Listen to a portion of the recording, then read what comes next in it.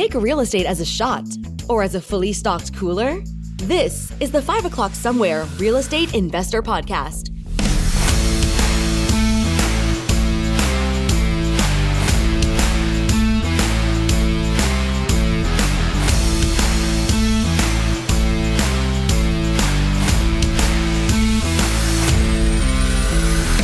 We're bringing common sense back to real estate investment. So crack open your beverage of choice, sit back and relax, and allow us to learn you a thing or two.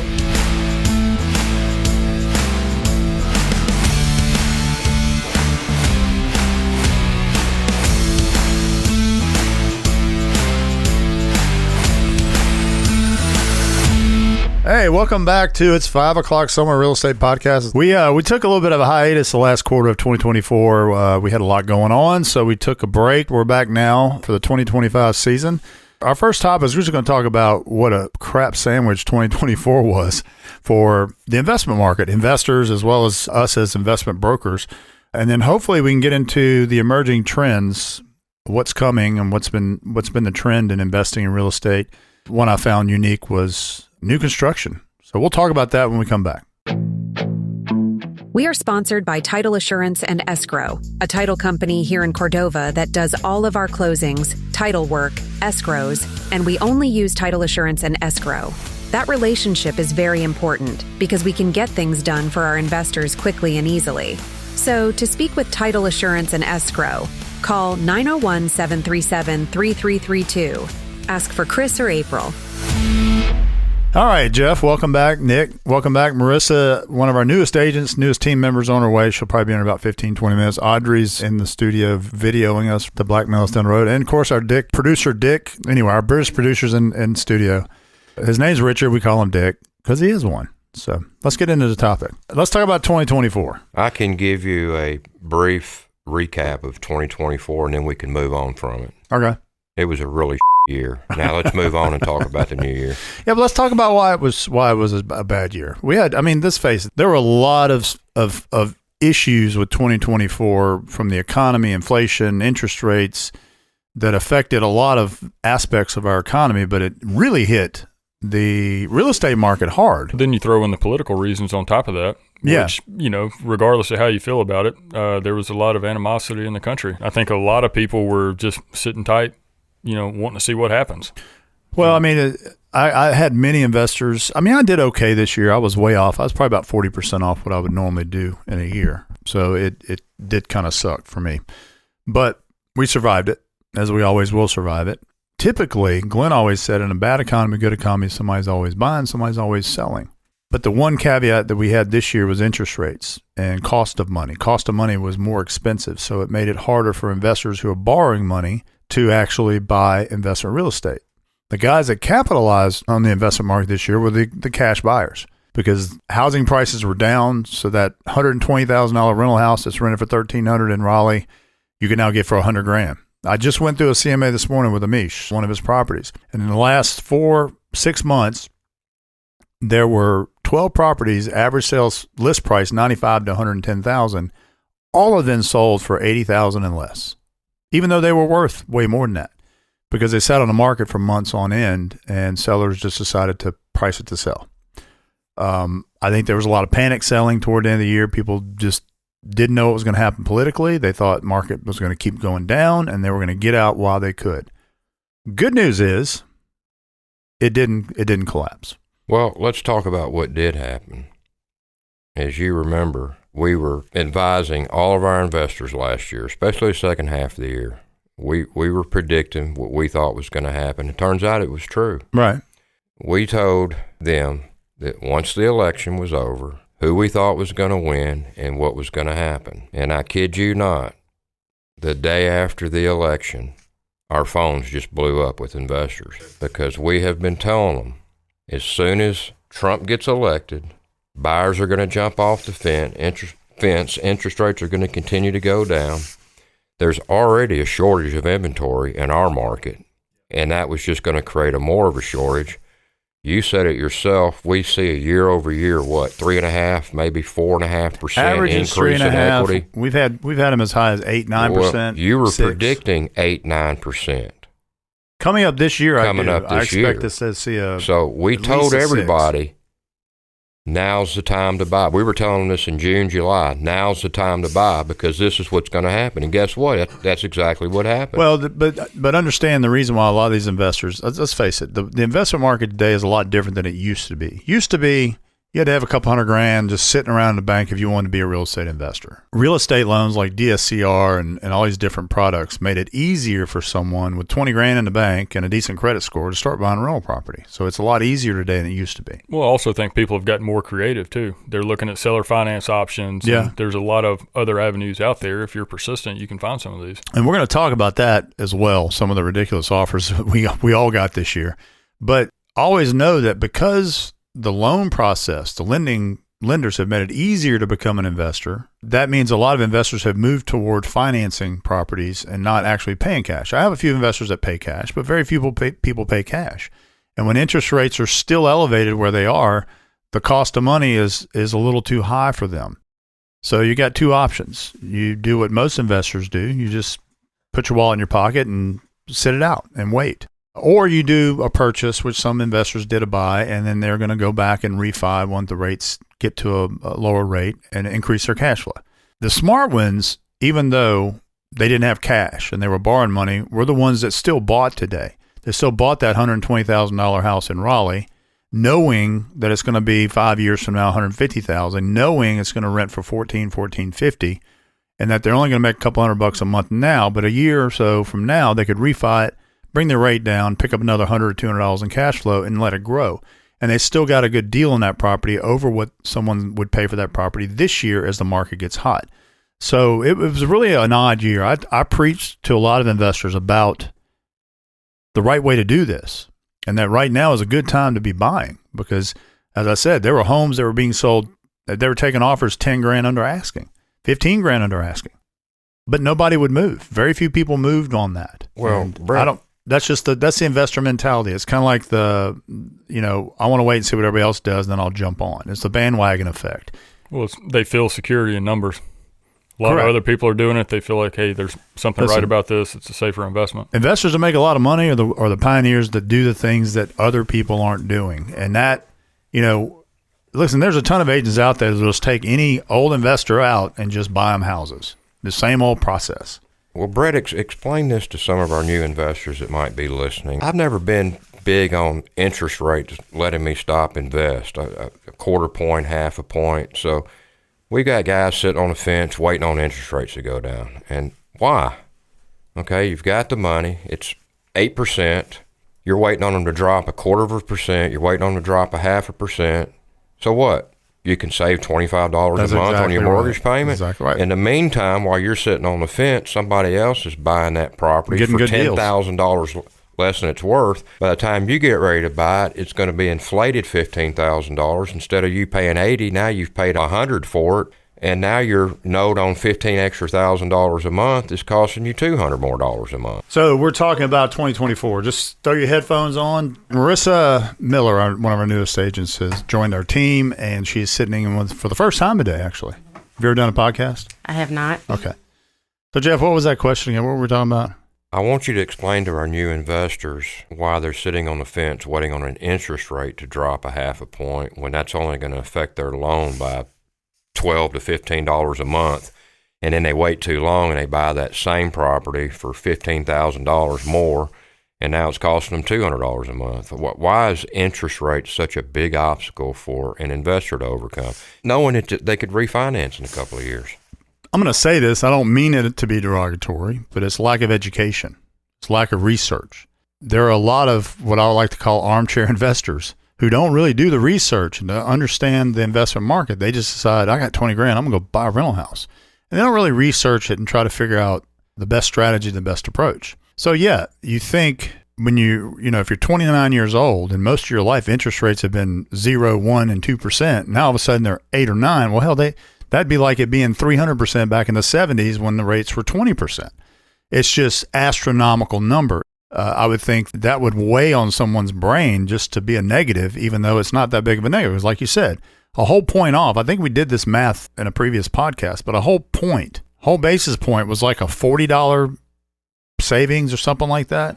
What was it? If that. 1% is going to be $100 for every 100,000 you borrow. So on 100,000, okay, $100 then. But I forgot we did some mathematics with Joe when we were in here one day, and she said, "Well, that'd be about you'd be saving this much money." Yeah. And it was minuscule compared to.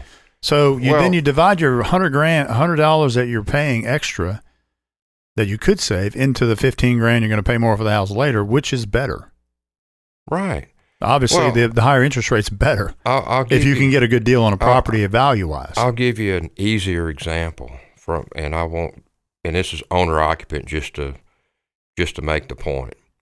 You got a $380,000 house, 5'3", $380,000. Guy comes in and lowballs an offer at $360,000. I said, why would you do that? Why don't you pay full pop for the house and ask the seller to pay, $10,000, $15,000 towards closing costs? There you go. You see what I'm saying? Yeah. By paying $360,000 instead of $380,000, you're lowering your monthly payment maybe $28 a month. Right. But by asking that seller to pay $15,000, $20,000 towards those costs, your note's down $278 a month. Exactly. And you're saving a lot of that cash. It's a no-brainer. But investors do the same thing. Well, I'm waiting on interest rates to drop. Why? So you can save $17 a month? Well, I think it's more mental than anything, and lack of research, lack of people understanding what they're getting into. Look, let's face it, everybody's got their own philosophy on how to invest, the smart way to invest. At the end of the day, it comes down to appreciation and cash flow. Okay, so I just wanted to kind of piggyback and agree with you on the lack of research, because especially for investors, if you're only paying, like you said, let's say $100 a month, well, for them, it really shouldn't matter because the goal is to put a tenant in there. Correct. That will cover it. So especially for investors, like Jeff was saying, what's the big deal with, the interest rate being a little high, but lack of research? There's a lot of vanity buying, basically. Vanity buying, and it's a big problem in the investment world today. And that's people just saying, "I just want to own a property. I own a rental property," because they think it's a vanity issue. Smart investors don't approach it that way. They approach it with non-emotional, pencil to paper, add up the numbers and see how it works and see what is going to happen at the end of the day. Now, if real estate was never going to increase in value and rents were never going to rise, then yeah, I'd be very concerned about interest rates because that can affect your long-term cash flow. Well, but we know one thing for sure in real estate. What has it done since they started recording it over 100 years ago? It has consistently rose on average year in, year out in value.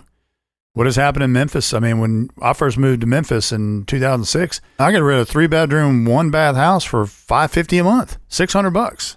Hell, that house is $1,800 a month now for rent. So what does that tell you? If you're investing for the future. You're not investing to get rich tomorrow. Well, so interest rates shouldn't matter. I guess that's the mistake that a lot of the young ones make. I treat this as I would a 401k or my stock investments long term. I don't use it for cash flow. I don't spend the money. I just build equity in the house to build my net worth. My retirement plan is basically what it is. I think a mistake a lot of these guys make is they just think they're going to run out and buy a $30,000 house, put 20 in it. They're in it for 50, and they're going to rent it for $1,800 a month. And that's just not going to happen. That's due to the seminars. All right, I said it. I got it out of the way. I got it out of my mouth. Seminars. Anyway, Nick, you were saying something? Well, talking about real estate appreciating every year, the same could be said about, rent prices too. Amisha has preached to us year after year that, hey, if you get a tenant in there, and even if you had to lower the rent price to get a tenant in there through MHA or Section 8, the next year you're going to automatically get that rent increase, or you're going to have to request it, but you're going to get that market rate. They usually grant it. Yeah. So I guess to answer to roll your interest rate question into a little fine ball, most of it's mental and lack of research, period. Because I have a lot of smart investors that bought this past year. They thought it was a great opportunity to buy, even though the cost of money was more, even though their cash flow was less, $25, $40, $50, maybe even $100. They realized that they were buying below what that house was priced at 2 years ago. So what does that tell you? Well, if it was at X 2 years ago and now it's down here at Y, it's going to go back to X and probably exceed that over the next several years. So why would I not take advantage of that appreciation? So it costs me an extra $50 a month. So what? I'm going to gain it back either way. The rent's going to continue to go up and the equity is going to go up. So I do believe it's all mental and education. That's the reason why a lot of investors sat on the fence. And I think they were just scared. Honestly, they didn't know what was going to happen. I mean, let's face it. Based on the political choices that we had, one was great for our business. The other one would have been just detrimental to our business. I don't know, Brett. It was just a strange year because Glenn Green always told me I capitalized during bad economic times, and normally we do. And I get that because people can't afford to buy houses, so they rent. You know, but this year was just strange. All those factors played in, but the market just went flat. Well, look at it this way: when the market goes down and interest rates are 3%. Every investor is still buying. This year, 2024 and 2023, we had a down market and high interest rates. So it was a double-edged sword. So yes, while Glenn was right, and the fact that we make money in a down year, we make money in an up year. But if we had the perfect storm. We had property values going down, which makes it a great opportunity for investors. But we had interest rates that were still really too high because of inflation, which then caused investors to sit back and not do anything, just sit on their hands. So had interest rates come down as the Fed said they were going to do in mid-2024, I think we would have seen the third and fourth quarter of 2024 that have been a lot different. But they didn't. I mean, right now, your average rate I'm seeing with DSCR is anywhere from 6.2 to 7.1. 3 years ago, they were 2%, 3%. Hell, a couple of my lenders went up. Yeah. I mean, even though the Feds dropped it, they had already anticipated that, and they started going back up. And competition is going to weed that out as the market heats up and more people start buying, and all of a sudden we go back to where, and we're going to get into writing a good offer here in a minute about, because as we get more and more into a more competitive market and more buyers and less inventory, then you're going to find lenders begin to get creative. DSCR came out of a creativity of a lender trying to find a way to be competitive. Right now, it's the going rage for any investor. DSCR is the way to go. So, as competition heats up, creativity is going to happen, and these banks will get more and more aggressive with their rates, and we'll watch rates for lenders come down as long as the Fed doesn't kind of freeze lock where they're currently at, which I don't think they will. I think the Fed rate's at 4.8. The basic money rate is at 4.8, I believe. Right under 5. Somewhere in there. You know, owner-occupant market is starting to move. Jeff's got a couple of showings. I had a couple of them that sat on the market for 6 months that have now got under contract and are closing. So there's a lot of positive signs. 2025 is starting out exactly the way I think we predicted it would, based on what happened November 5th. And you're right. My phone blew up November 6th. Just started ringing off the hook. Investors are active. Some of them still aren't pulling the trigger yet, but they're searching, they're hunting, they're doing their research, they're trying to work their way back in. So our busy time starts in March and runs all the way up through about August. So hopefully when we hit March, we'll have business just booming. Still don't know why investors don't buy between Halloween and Christmas. That is the best time to buy a rental property, the best time to invest in real estate because there's so few buyers and so much inventory, and prices are typically lower than when you buy it in mid-July in the summertime. I would say it's a good time to purchase one, certainly if it needs rehab. But, you know, it's always tough to put a tenant in a new house around the holidays. Not many tenants are looking to move. Right. But, I mean, even if you bought a house and you got it for $18,000 less than what you would normally pay for it, and you got to sit on it through November, December, and January. In February, the rental market starts to move. March, it really heats up. By April, that's when people are moving. So, yeah, there's a little time lapse there, but what's more important to you? Couple $100 a month in cash flow, or picking up that, you know, $18,000, $19,000, $20,000 equity over the next couple of years, and then increasing your cash flow once you get it rented. I mean, there's a trade-off there. So I just don't think there's enough educated investors out there. I think we have a lot of investors that have gone through these idiotic seminars. That's how they learned how to invest in real estate, and most of it's unrealistic. Most of it's hindsighted with things that just don't exist. Well, they're looking for cash flow, and it's just not there. I mean, if you want cash flow, here's what you do. Go rob a bank Get yourself $10 million. Exactly. Go buy you about 3 500-unit apartment complexes, and then you got cash flow. But if you don't have $1 million sitting in the bank, stop telling me that you're going to become the next Donald Trump. You're going to become a real estate tycoon. Real estate investing in single-family homes is for long-term growth. It is not for you to get into and become a millionaire overnight. It's a retirement Anybody plan. that tells you that is an idiot. It's a retirement plan. That's all it is. Especially for new investors, because like you said, I think a lot of them have the mindset of, hey, I'm going to invest and then bam, overnight I'm going to get tons of money. But like any other business, when you're starting off, it's slow. It's going to take time for these monthly payments, which may seem like a lot to you because some of it's a profit, but it's you still have a note to pay. Right. Just because they're paying rent, you got to take from their rent and pay your note. So you're still paying off the home. The average investor makes $200 to $300 a month clear per house. That's if you got property management, you got a mortgage in place, taxes, insurance, makes about $200 to $300. And you better put that away for a new roof and a new furnace and a new air conditioner. But a smart investor isn't buying that home hoping he's going to quit his job in a year. He's buying that home hoping that 30 years from now when I retire, I own 40 of them. They're all paid for. And now you're just and they're worth $8 profit. million as an asset that I can now cash out of and never work another day in my life. Yeah. But if I make a couple $100 in the process each month, a couple $1,000s a year per house, great. Meanwhile, you've got a tenant putting money in your investment. They're paying the note for you. They're giving you rent. You're paying your note from that. It's not coming out of your pocket. And eventually you got a paid for asset that has now gone up 30, 40% in value. That's how you look at single family residential investment. This cash flow idea it's kind of almost a cancer in the investment world. These idiots in California that are charging $2,000 for these seminars are putting these dumbass ideas in these kids' heads, and they're going about it the wrong way. Now, most of them are going to be bankrupt before they're 30, unfortunately. Well, Glenn Green had the best close of all. He says, Jeff, you're overthinking this. He says, it's real easy. You buy a house, you put a tenant in it, and that tenant pays your mortgage, your property taxes, your maintenance, and you're the one sitting back drawing the equity out of the house. Every time you use that rent to pay the note, what are you doing? You're adding to your investment. And then he would look at me and say, Jeff, it's genius. Yep.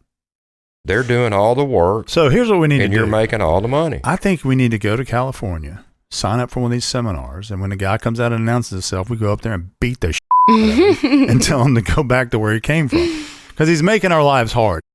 You know what? Let's give the newbie first reign on predictions for 2025 in the real estate investment market. How do you see it as only been in the business a couple of years? How do you see 2025? Well, I've only been in the business like a year and a half. Okay. So I'm really not all the way sure what 2025 will bring. Do you think it's going to be a good year, bad year, okay year? Well, since last year was a weird year, just based off of what you all are saying, I'm hoping that this year will be better because last year was weird. So hopefully we can get back on track. One thing I do feel about real estate, it's always up and down. So kind of like what you were saying earlier, it's going to be this way for a little bit, but it's going to come back around again. It always does. So stick through it, basically. But I think this year will be better than last year. That's my hopes. Good.